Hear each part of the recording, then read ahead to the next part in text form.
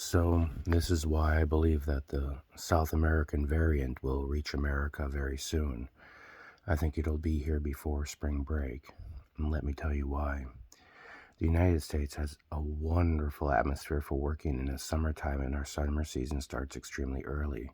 And a lot of people from South America do come to the United States to work. Perfectly legal. They have families up here, they have places up here, and blah, blah, blah. And when they come up here, we are testing them, and we're testing them based on the tests that they take. But if they want to come up here, all they have to do is keep taking the test until it's negative. Because the tests are wrong. They're not right.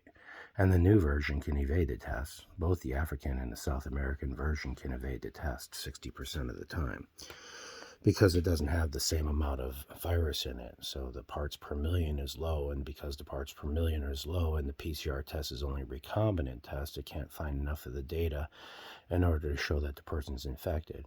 But they truly are, and of those two that are there, they're the ones that we built. We built because we, as human beings, allowed for ourselves to get hooked on antiretrovirals. So my guess is probably about spring break, we'll see the first incidences of it, probably in Southern California, Southern Florida, and Mexico-Texas border. Those three areas start really ramping up production and putting down crops and cleaning things up during that time. And then it starts warming. If you've got any roofing companies or anything, you got to get people to work, then it's cash, and $1 to us is a lot of money to some of those countries down there. Sometimes it's as much as $20 for $1.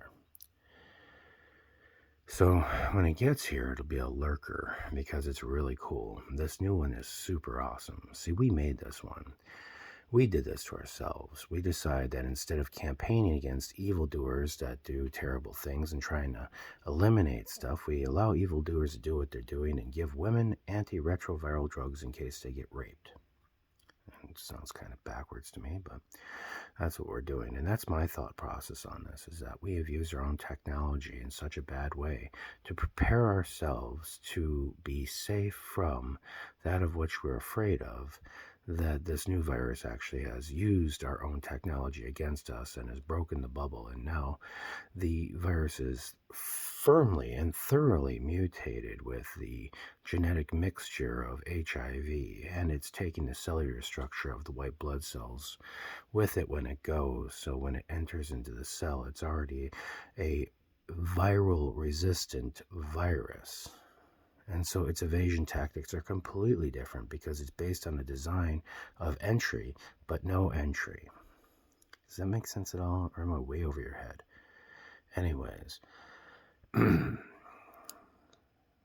well, so we're gonna sit here. We're gonna have a great summer. People are gonna really round out really well, and then it'll be like Black Friday next year. And it'll be just like that Steely Dan song, When Black Friday Comes, and it's going to be really sad because everyone that's had it will get this one, and it's going to sit in their body and rest in its tubular basins, right? Because that's where the white blood cells like to sit until they get released, and they like to sit all over the body and your glands and whatnot. And when the fall comes and the winter comes and we start sitting around getting fluffy again, it'll activate and it'll start eating our cellular structures, and we'll all get sick. And the really cool thing about it is, it's protein-based now. It can fly through the air. It can live longer. Oh, and did I mention we made it ourselves?